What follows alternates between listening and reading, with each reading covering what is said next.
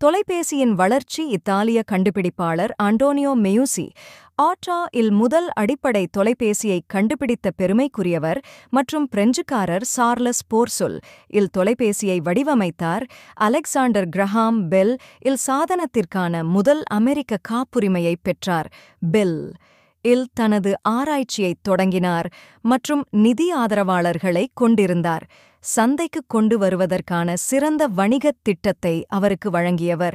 Alexander Graham bell தொலைபேசியின் கண்டுபிடிப்பாளராக கருதப்படுகிறார், ஏனெனில் அவரது காப்புரிமை மற்றும் குரல் அல்லது பிற ஒலிகளை தந்தி மூலம் கடத்துவதற்காக மின் அலைகளை உண்டாக்குவதற்காக வடிவமைக்கப்பட்ட ஒரு கருவிக்கான செயல் விளக்கம் வெற்றிகரமாக இருந்தது. First bell telephone, June 1975. இத்தாலிய குடியேறிய அண்டோனியோ மியூசி 1949-இல் பேசும் தந்தி அல்லது தொலைபேசியின் வடிவமைப்பை உருவாக்கத் தொடங்கினார்.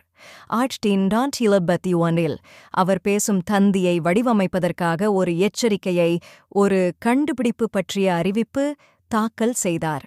தொலைபேசியின் கருத்து பல நூற்றாண்டுகளாக அறியப்பட்ட சரம் தொலைபேசி அல்லது காதலரின் தொலைபேசியில் இருந்து வருகிறது. இதில் 2 டயாபிராம்கள் இணைக்கப்பட்ட சரம் அல்லது கம்பி மூலம் இணைக்கப்பட்டுள்ளது.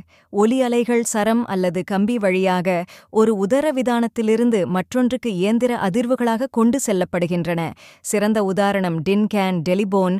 ஒரு சரத்தின் 2 முனைகளையும் 2 உலோக கேன்கள், பேப்பர் கப்கள் அல்லது அதுபோன்ற பொருட்களின் அடிப்பகுதியுடன் இணைப்பதன் மூலம் உருவாக்கப்பட்ட குழந்தைகளுக்கான பொம்மை.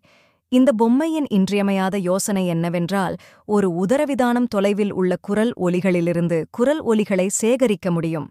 மின்காந்த தொலைபேசியின் வளர்ச்சிக்கு ஒரு முன்னோடி 1850-இல் கார்ல் ஃப்ரெட்ரிக் காஸ் மற்றும் வில்ஹெல்ம் எட்வார்ட் வெபர் ஆகியோர் லோயர் சாக்சோனியில் உள்ள கோட்டிங்கன் பல்கலைக்கழகத்தில் தந்தி சமிக்ஞைகளை அனுப்புவதற்கான மின்காந்த சாதனத்தை கண்டுபிடித்தனர்.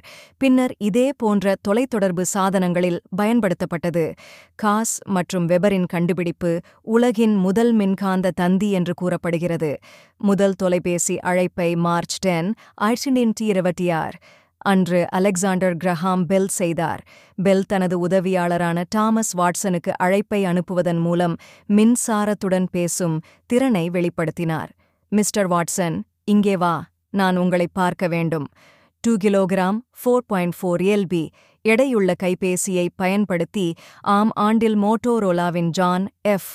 மிட்செல் மற்றும் மார்ட்டின் கூப்பர் முதல் கையடக்க செல்லுலார் மொபைல் போனைக் காட்டப்பட்டது. முதல் வணிக தானியங்கி செல்லுலார் நெட்வொர்க் 1G அனலாக் ஜப்பானில் நிப்பான் டெலிகிராப் மற்றும் டெலிபோன் மூலம் தொடங்கப்பட்டது.